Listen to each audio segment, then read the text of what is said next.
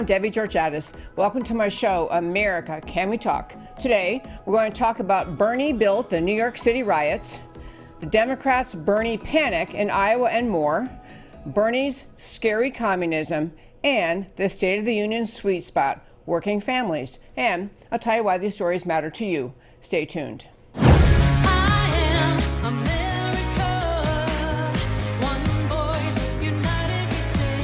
Debbie Georgatos, host of America Can We Talk, is an author, attorney, and political analyst whose mission is to inspire the American political conversation about preserving liberty in the best country on earth.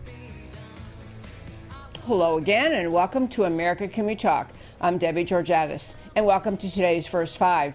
The first five topic I sent to my happy, wonderful producer, Matt, was called Bernie Built New York City Riots. We are going to talk about that, but I want to start the show before I even get to that topic to mention, just as I was driving here, someone let me know about Rush Limbaugh having made an announcement that he is battling advanced lung cancer, late-stage lung cancer. So Rush Limbaugh, big announcement today that he's battling advanced lung cancer. And all I want to say about that is this. I urge everyone, I assume my listeners are prayers, I urge everyone to pray for his health, pray for his recovery. He is going to be still doing his show, announced he may be missing some, but he's going to be doing his show. And, I just want to say about Rush Limbaugh and the world of conservatism in America. America's conservative energy and passion has been largely reignited by Rush Limbaugh, decades on air.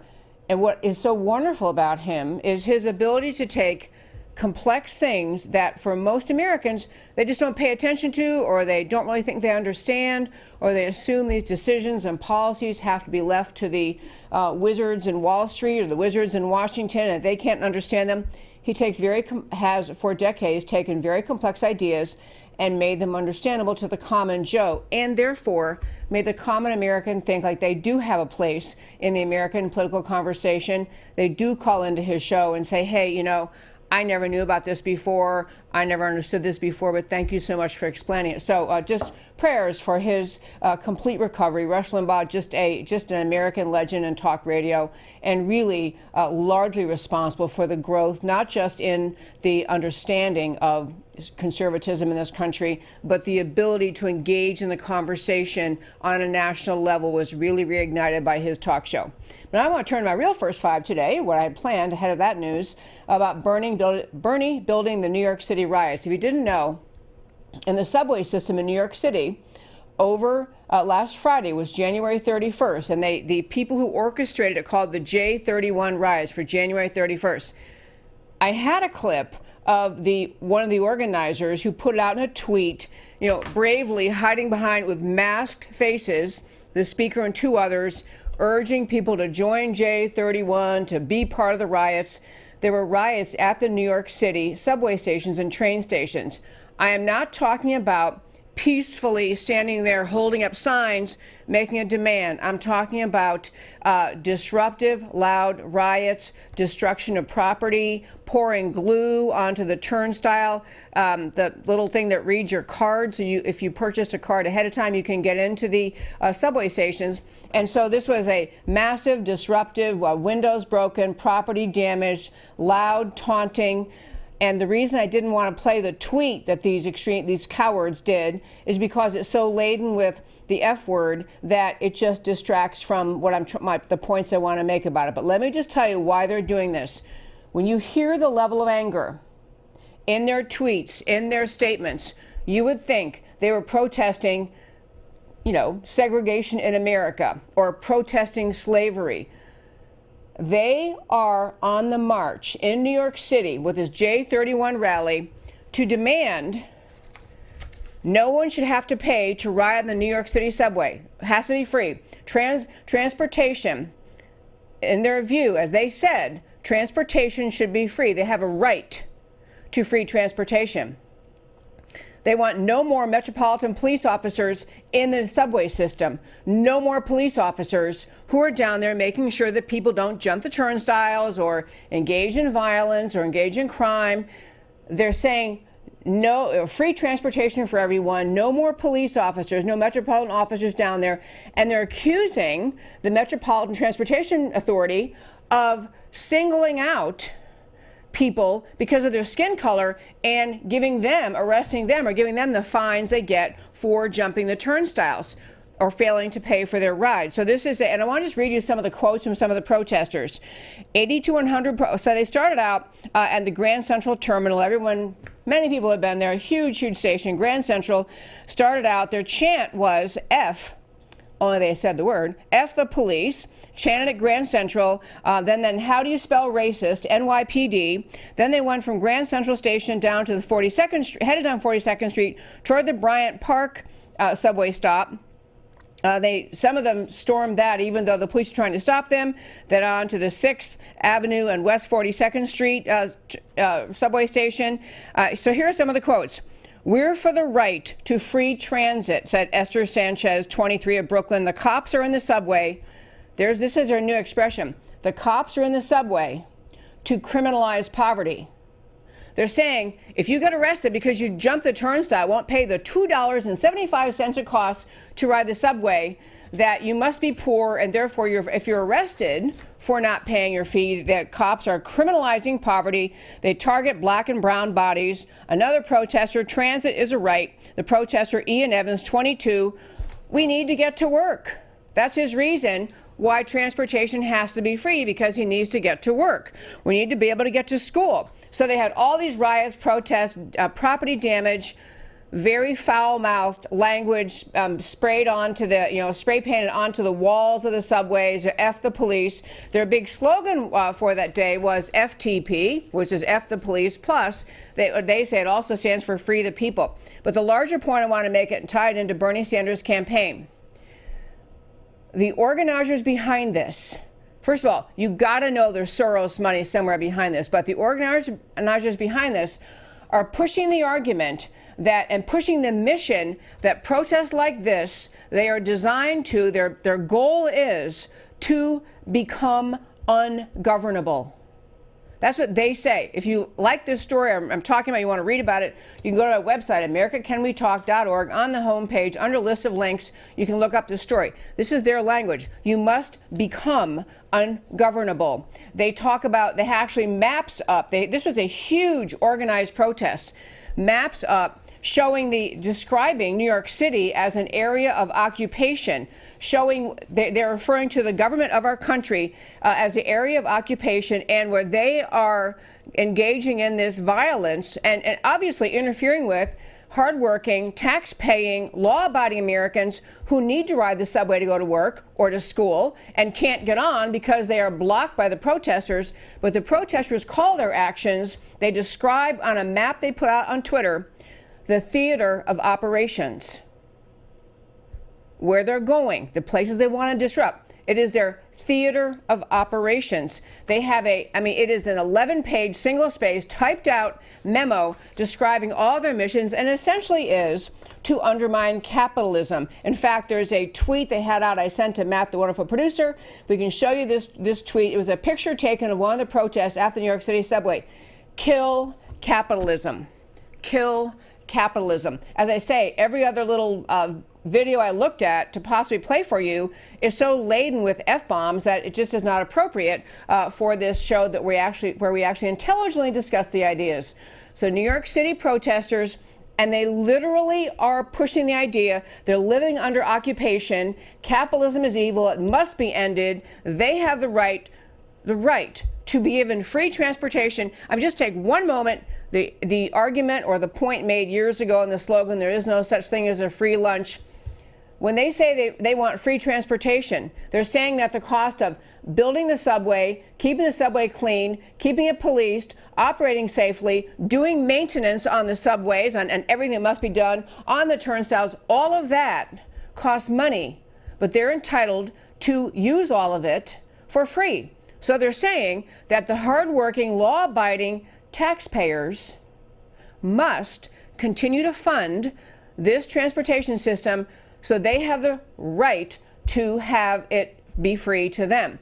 And I'm going to close out my first 5 by saying this kind of thinking comes directly, not just exclusively from Bernie Sanders, but from the kind of campaign he is running, by the kind of political ideas he's infesting America with, by the ideas he is selling to young, ignorant Americans to think they have a right to everything they want for free, and if they don't, they have the right to engage in violence. A lot of violence in the protests in New York where, F the police and shut down the police, and they shouldn't be even without being in the subway.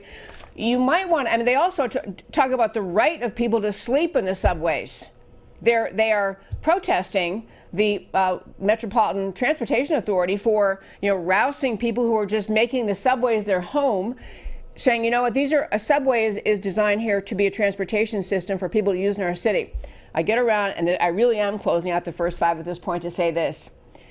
This thinking did not come out of thin air. It came out of the minds and the thinking and the speaking of years and years of indoctrination of young Americans into the notion that capitalism is evil, freedom is bad, free markets are bad, the police are evil.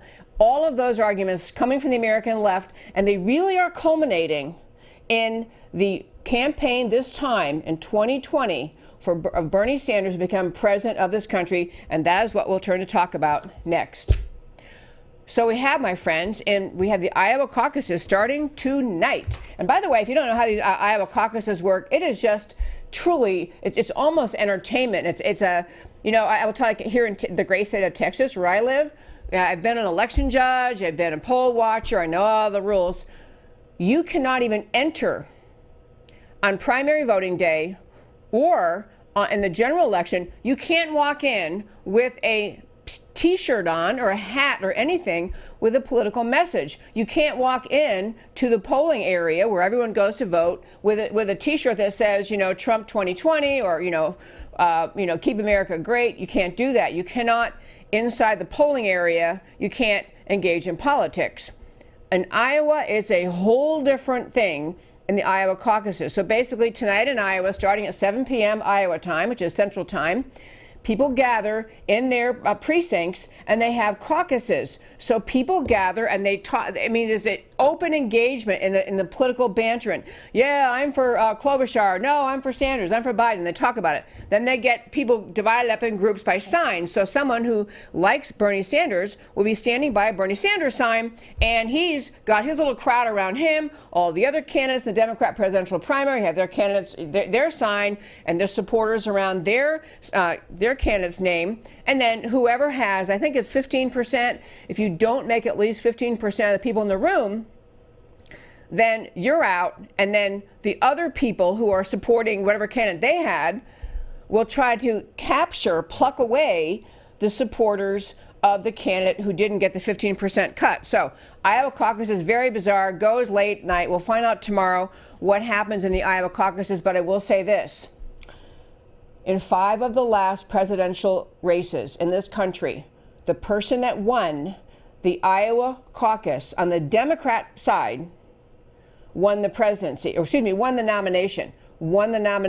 So you might think Iowa is a little obscure, relatively small state, but the consequence, and it is in part a test of where the people really are outside of polling, where they're really thinking, but it's also really, it has an amazing power within the media if they like the candidate who won in the Iowa caucus to say, well, yeah, obviously, so-and-so is our clear winner, look at this, this person won.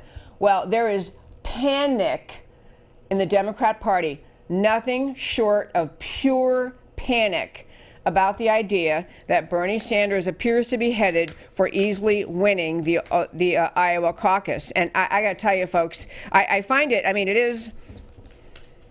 is amazing in this era, in 2020, when our entire country's been watching the tremendous poverty of Venezuela, the militant communism of Cuba, and how the suffering in China under communism, that a Democrat socialist in this country could get even close to the Democrat nomination for president. This is why the DNC is in such a panic. So I want to just share a few things about what the DNC is doing about this.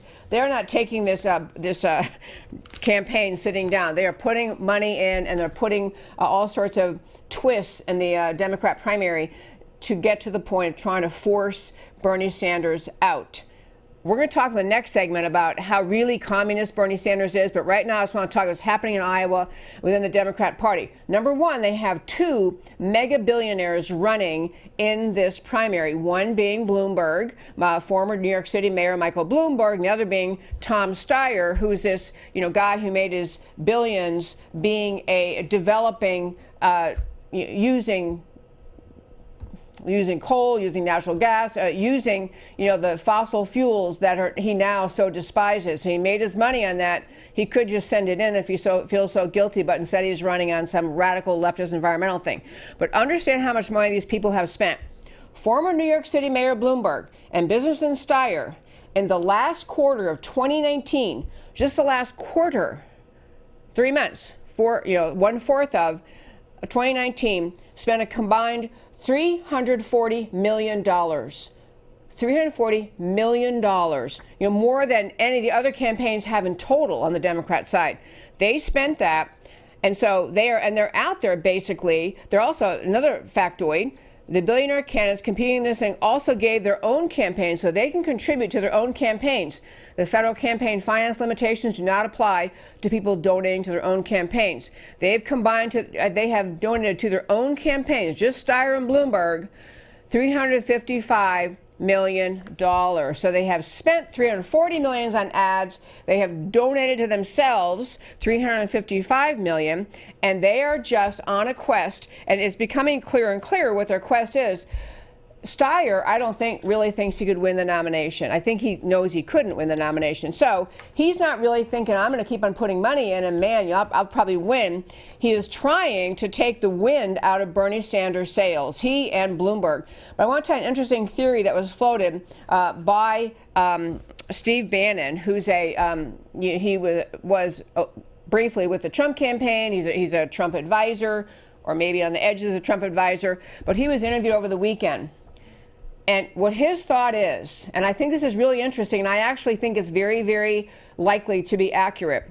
His thought is that Michael Bloomberg has absolutely no reason to think he could win, does not think he could win the Democrat nomination for president. But he's pouring, he's a billionaire times many. He's pouring in money because he wants to come to be in control of the Democrat National Committee and of the nomination process. He wants to kind of replace Hillary and Bill, who used to run it. He wants to be the one. He's running now, he thinks, the Democrat Party. He wants to force out Bernie Sanders, who he realizes America's not going to elect. So he wants to force Sanders out. And so he's really spending money to gain control of the Democrat Party and spending his money strategically so he can get people who are the powers that be inside the DNC to defer to him. But this guy, Bloomberg, so wants Bernie Sanders out that what Bannon is floating the idea of is, no one of these cast of characters, this clown car of the Democrat candidates for president, for the nomination for presidency on the Democrat side, none of them are going to burst free like they often have. Well, the March primaries came along and so emerged, and he's the big leader, she's the big leader. He's saying that's not going to happen. America doesn't like any of their choices on the left. Even the people getting behind Biden on the Democrat side, the polling that shows Biden, leaving Iowa out of it, where Bernie is ahead, Biden is popular in many states, or viewed polls as the most popular candidate. Even he, Bloomberg, thinks is a joke of a candidate. He thinks that people are choosing Biden because everybody else on the Democrat lineup are so crazy, so radical leftist. Biden at least appears to not be a communist or not a socialist. But this theory of Bannon is that Bloomberg is going to spend all this money to gain control of the DNC and get to the convention. No winner will emerge on the first, when they do the first ballot, because they have all the delegates there in one room and they're sitting there in Milwaukee and they got to choose their candidate. He says no one's going to emerge as the winner of the Democrat primary. And so he, Bloomberg, wants to be in position, controlling with his money, saying you got to put Hillary Clinton in. And I got to tell you, Hillary wants to run. She's chomping at the bit. She's blathering about it. She wants to run. So this is Bloomberg thinks going to happen, that all this money, or this is rather Bannon thinks is going to happen, that Bloomberg is spending this money, get to the convention, and going to force them to agree that Hillary is a candidate. I do want to tell you a couple of the interesting things about what's happening inside the DNC. They are panicked about the rise in popularity of Sanders, because even though with the millennials and young people, who are saying, yeah, everything for free, they're kind of like the New York subway protesters, only everything, my health care, my education, my housing, everything should be free. And this is, dangerous, obviously, because there are still enough Americans who realize that is not a viable plan. But the Democrats getting nervous, you may have known, but last time in 2016, when you had the Democrat primary came down essentially to Hillary Clinton and Bernie Sanders, that there were allegations. In fact, they weren't just allegations. What emerged was inside the DNC, Debbie Wasserman Schultz was orchestrating things to be sure that Hillary won the nomination and Bernie Sanders was pushed out. This is what the DNC did in 2016. And after that was exposed and all the mea culpas, we're so sorry, we shouldn't have done that, they changed some of the rules that relate to the Democrat convention. So coming up in 2020, one rule they had changed after the outcry of unfairness and protests against the 2016 election, where the Democrats just orchestrated Hillary into the nomination, they said, okay, on the first ballot, when all these delegates from all 50 states show up, when we get to that ballot, the superdelegates cannot vote. Superdelegates, if you don't know that term, and the Democrat side means there are people who were not chosen as delegates within the process within individual states. People can be, people are delegates from every state, and they're chosen through a process. Every state has their own. But delegates get there, and there are people saying, yeah, I'm a delegate to the Democrat convention from Wisconsin, Oklahoma, wherever it is.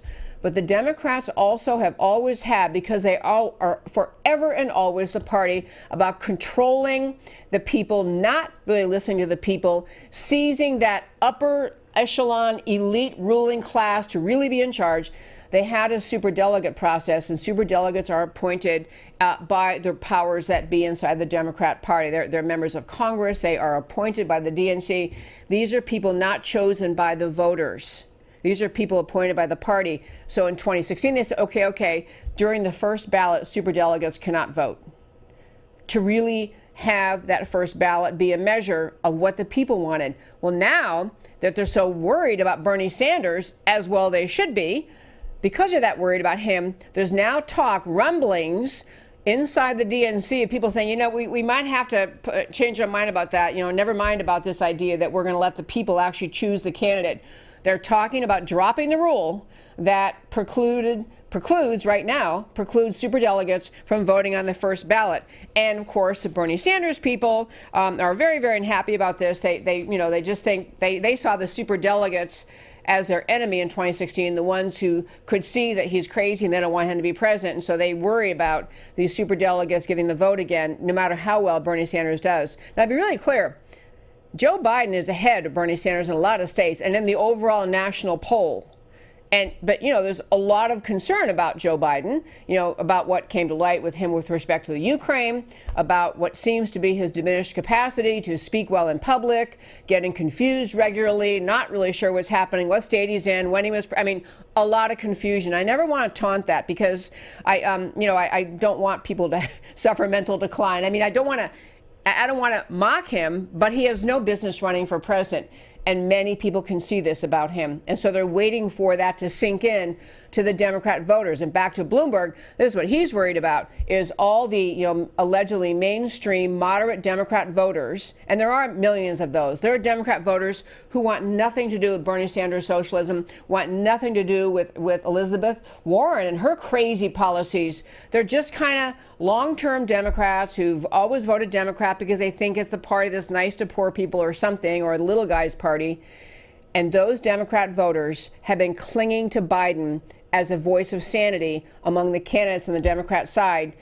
And yet they're starting to worry maybe he really isn't that sane after all. This is so Bloomberg's saying, once people get really worried about Biden and don't want to support him, and they don't want to have the what you have all seen of the Bernie Sanders fiery leftism socialism, that they're going to be floundering, and Bloomberg wants to, kind of scoot in, save them all, and say, hey, how about Hillary? She's our gal.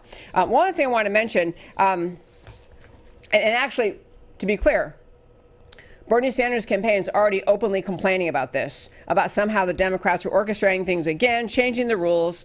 There was a poll, CNN had done a poll that was to be released yesterday. As I say, the caucus is tonight at 7 p.m. So this poll was to be released yesterday, which apparently showed very good results for Bernie Sanders, again, in the Iowa caucus. And I want to mention one other thing about the Iowa thing before we change subjects, but CNN pulled the poll. They refused to release it. The reason they gave for refusing to release it was that the Buttigieg campaign, the mayors, the Democrat presidential candidate who is a mayor from South Bend, has said that this poll was in some way unfair to him because I think at least one version explained it as there was one poll question which failed to include his name. Whether it was unintentional, I don't know. But he's saying bad poll because I was left out of a question, shouldn't be honored. But so agree. I'll tell you the big thing on the left, which I do like, and I will hearken back to the Sanders campaign. The Sanders campaign. We played on this show last week the clip of a young man, Kyle Jurek, who is on the Bernie Sanders campaign. He's in Iowa, and he was the one threatening that if Bernie doesn't win the nomination on the first ballot at the Milwaukee convention, Milwaukee will burn. This time, violence against the police. Police will be the victims of our violence. America will burn. He's the same one who said Americans who won't go along with Bernie Sanders' radical socialism should be sent to concentration camps to get their head right. That mentality is not just one loopy guy on the Bernie Sanders campaign. Lots of reports talking about the Bernie Sanders campaign filled with Antifa type thinkers, filled with radical leftists, with genuine communists, with people who say, I'm just humoring Bernie Sanders by his democratic socialism thing. I'm a socialist. I'm a communist. These people are not only large in numbers in the Bernie Sanders campaign, they are vocal, they are strident. So picture yourself at a little Iowa caucus, like I was talking about in the start of this segment. Little Iowa caucus, grandma and her 3 kids come in, or whoever it is, and they show up, and they always like Joe Biden or, Klobuchar, or whoever they like. And you have this rabid mob of Bernie Sanders supporters who have no tolerance for any other candidate, no tolerance for freedom or capitalism or free markets.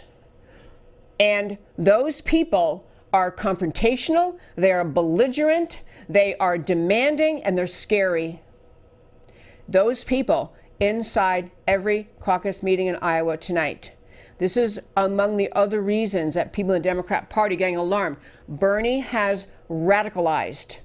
I'm not saying he did it alone. Bernie has radicalized many young people in this country to think the answer to every problem that some young person has. I can't afford to buy my subway fare. I can't afford to, finish my college education. I can't afford to pay back my loans. I can't afford to buy health insurance. The answer of Bernie Sanders is always, the reason you can't afford it is because you're a victim, because capitalism is evil, because freedom is evil. Vote for me. I will take away the money from rich people. I'll pay for everything you need. Arguments that should have failed, would have failed, had America done a better job educating our young people, starting in kindergarten, to get around to remembering there truly really is no such thing as a free lunch. Socialism has failed everywhere it's tried. Communism creates misery. And yet Bernie Sanders, along with other left-wingers in academia and politics, has instilled a significant portion of the voting base in this country to believe they're entitled, if they just could get the right guy in the White House, everything would be paid for. No more problems, everything be free. And so now we're facing, tonight in the Iowa caucus, this is kind of the first step in this primary process. We're facing the culmination of the problem that in America, we have not stood up to the socialism that has filled academia, from about kindergarten through high school and in college. We haven't stood up to it. We haven't challenged it. We haven't fought it. We have not had enough voices, for the Democrat Party in this country to say, well, we're not really, that's just Bernie. He's kind of over there. We're just very moderate, Democrats. No, the Democrat Party, including Nancy Pelosi, Chuck Schumer, all of the leaders of the DNC, they do not get a break from the radicalism of Bernie Sanders and the danger he has put this country in by convincing millions of young, ignorant people that they're entitled to have everything for free.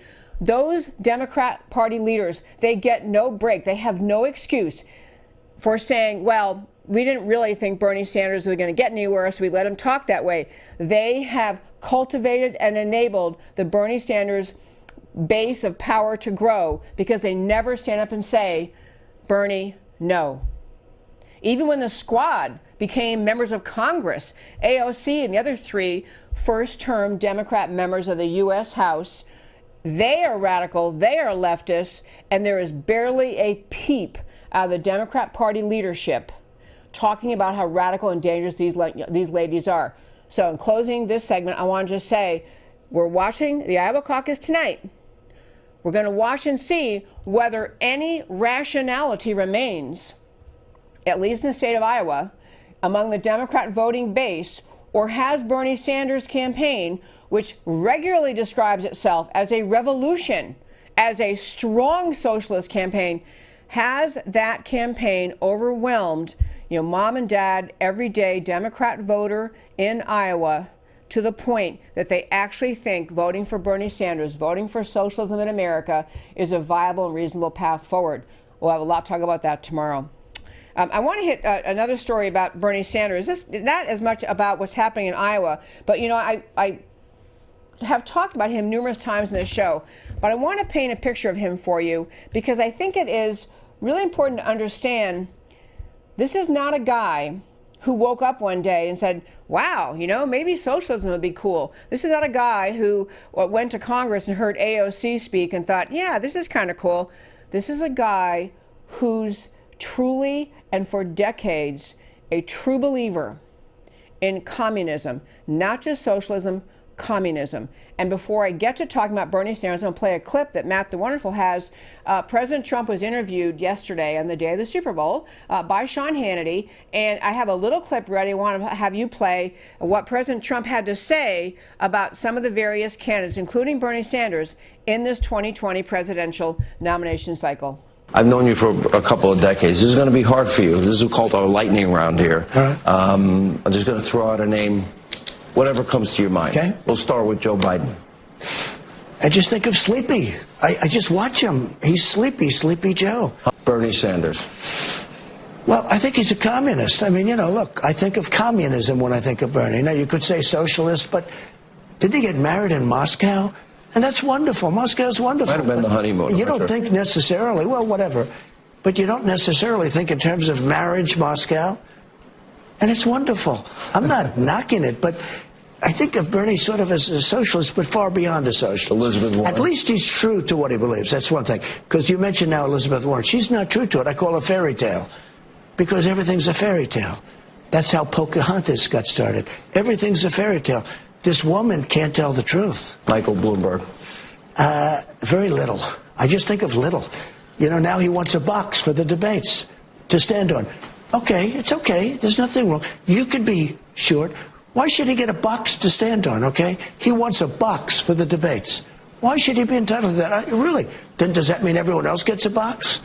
Pelosi. I think she's a very confused, very nervous woman. I don't think she wanted to do this. I think she really knew what was going to happen, and it's her worst nightmares happened. I don't think she's going to be there too long either. I think that the radical left, and she's sort of radical left too, by the way, but I think the radical left is going to take over. Okay, I have to tell you, folks, I think I know some people are criticizing President Trump for calling Bernie Sanders a communist. And there's all this talk, especially on the left and in the intellectual world, about how, there's a big, big difference between socialism and communism. And just because Bernie's a Democrat socialist doesn't make him a communist. I want to just tell you some stories about his life and really have you get this picture that it's one thing to attend K through 12 in America, American high schools, right now, public schools teaching a lot of leftism, a lot of pro-socialist ideas. Americans' college campuses filled with socialist professors and socialist ideology. But Bernie Sanders has come by his, bona fides, as they say, as a communist, not just socialist, an actual communist. And really, he's proven it to America over and over. And I want to just plant some seeds about this. Number one, he did choose, as President Trump alluded to take his honeymoon in Russia, in Moscow, when it was still communist. Now, he was not, 22 years old, just out of college. Maybe some person who's young and got, kind of propagandized in college and, oh yeah, my professor said communism's great, When he went over to do his honeymoon with his second wife, he was 47 years old. 47. He was the mayor of Burlington, Vermont, and he was an open socialist. The reason the Russians loved having him and toured him around the country, and they showed him all those, look how lovely, everything's so perfect in communism. Look at this, look at our schools are lovely, and our apartment buildings are lovely, and our stores are lovely, manufacturing is lovely, look how great everything is. They took him on the kind of tour, tripping over themselves, the communists in Russia did, because he was a socialist mayor of Burlington, Vermont. This is 1988. So, young man, and before that in his life, I'm going to jump over a bunch of years, but shortly after he married the first time, he was living with his first wife in something resembling a hut. The reason his first wife left him was because she decided this wasn't that cool after all to live with crazy Bernie in a hut, which at least at some points had no running water. The guy is a radical, kooky leftist, but he's from a state, Vermont, that's about this big, tiny little state, and you get elected, your name gets known, you're mayor of Burlington for 150 years or something, not really that many, and then, so you're famous, so then you want to run for Congress. Well, what the heck, you run for Congress, and everyone's heard of you. Yeah, isn't that mayor? Yeah, I've heard of him. The American voter tends to be not looking into how kooky is the guy, but have we heard this name before? So Bernie Sanders gets elected to Congress, 1991, serves in Congress, the U.S. House, so 2007. In 2007, he becomes a senator. The guy has lived as a radical leftist from the time, for decades. But let me just run through some other stories. He has taken, in his life, very much the anti-American leftist view time after time after time. At the University of Chicago, he was a member of the Young People's Socialist League. In 1963, he lived on a radical kibbutz in Israel, co-founded by some guy who was a extreme radical leftist, who praised Joseph Stalin and flew a red flag at their events, a red flag of communism at their events at the kibbutz. He was also a guy in Burlington, Vermont, while mayor in the 1980s. He hung a Soviet flag in his office. Soviet flag in his office, and it was in honor of Burlington's Soviet sister city, Yaroslavl, where he went to honeymoon with his second wife in 1988. He back for president in 1980. Now we're getting to, kind of relatively speaking, modern times. 1980, back for president. The Socialist Workers' Party candidate, Andrew Pulley, a Marxist who called for a government takeover of America's energy systems. This is in 1985. He went to Nicaragua. 1985, Bernie Sanders, the man who would be our dictator, our totalitarian dictator, Bernie Sanders, 1985 as mayor, went to Nicaragua to celebrate the 6th anniversary of Daniel Ortega's communist Sandinista regime and to speak at an anti-American rally.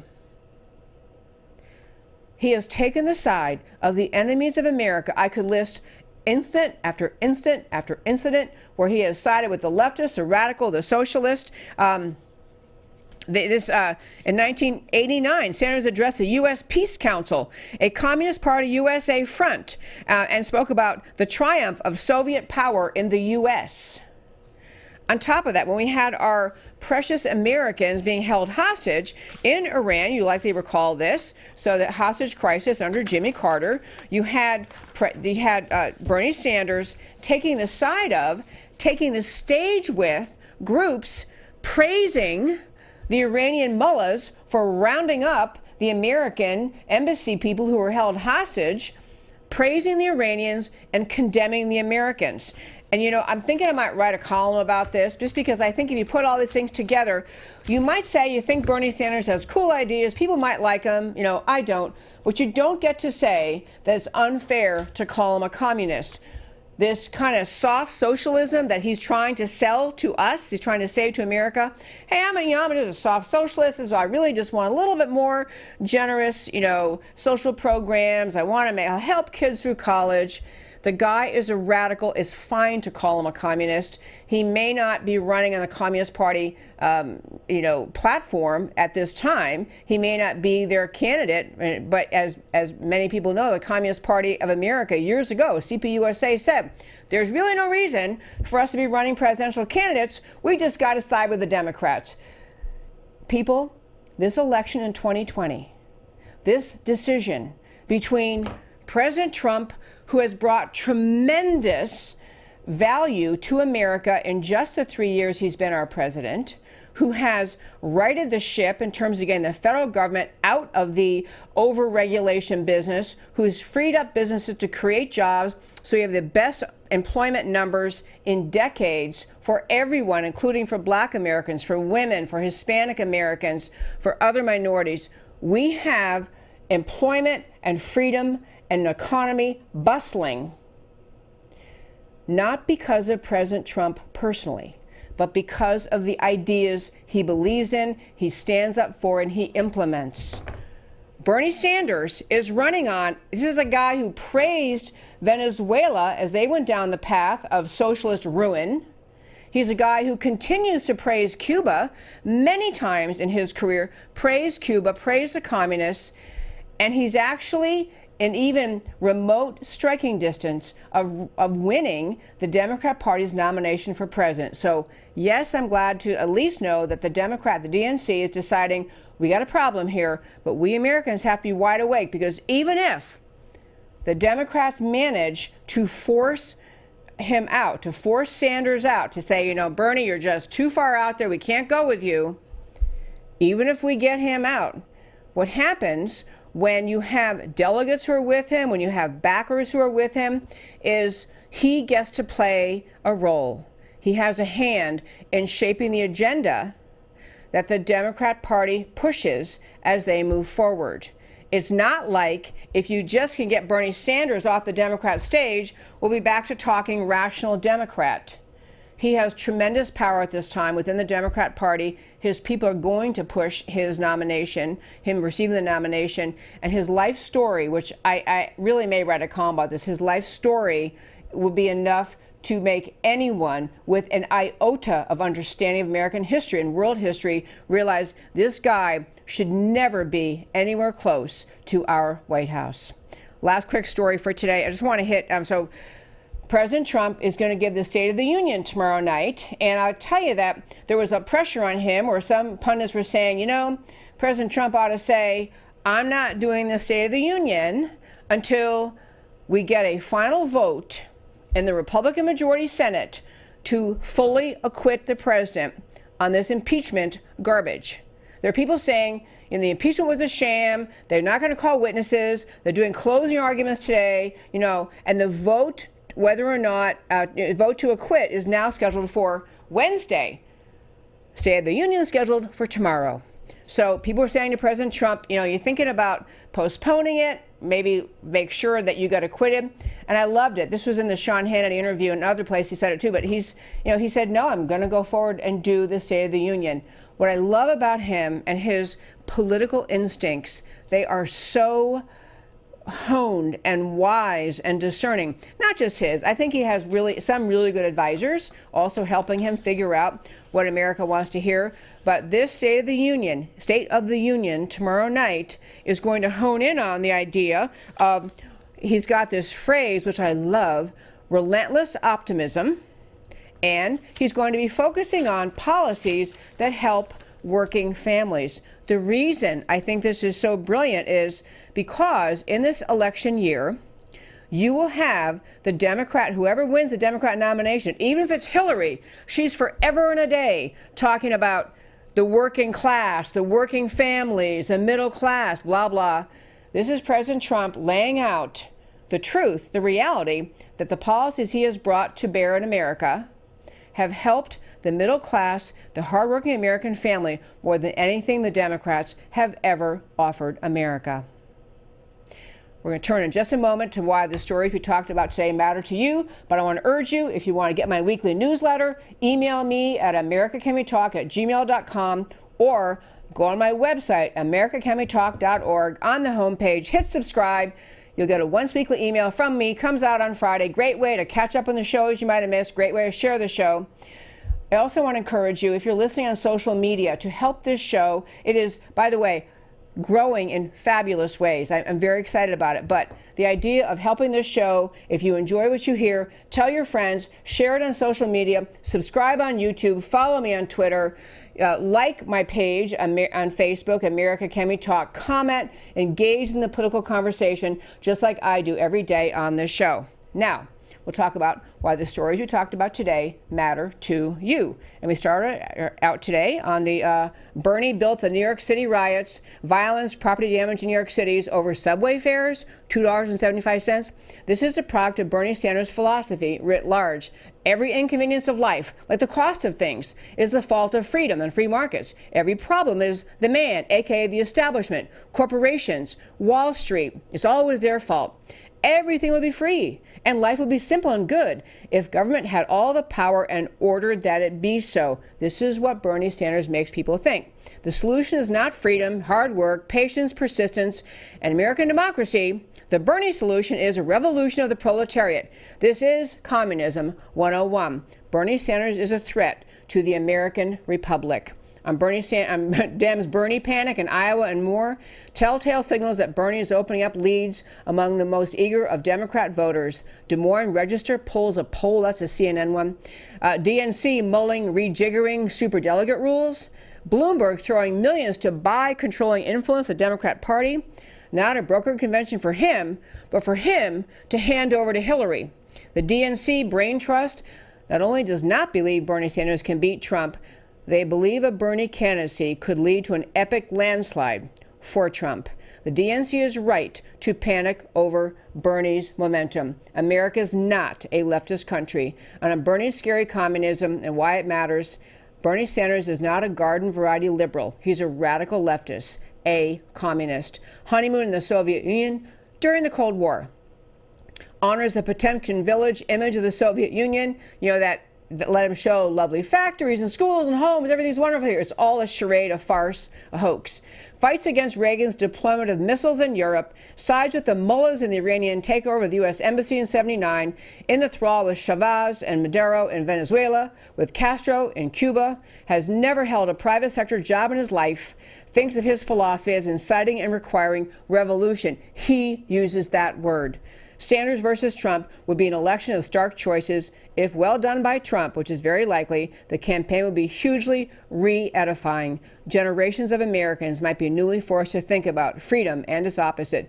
And finally, the State of the Union sweet spot, working families. State of the Union, SOTU, is to be given prior to the impeachment acquittal.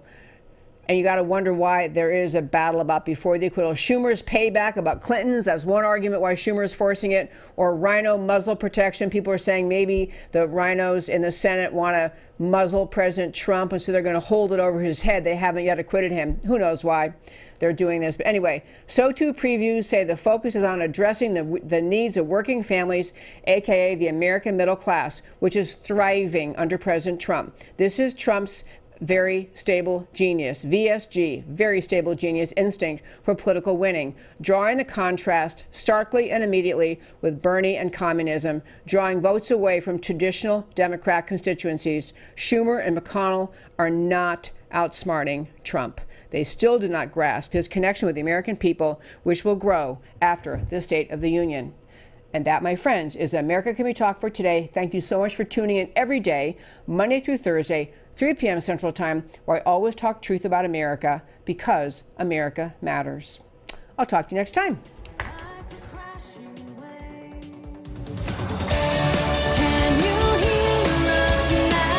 America Can We Talk? Truth about America.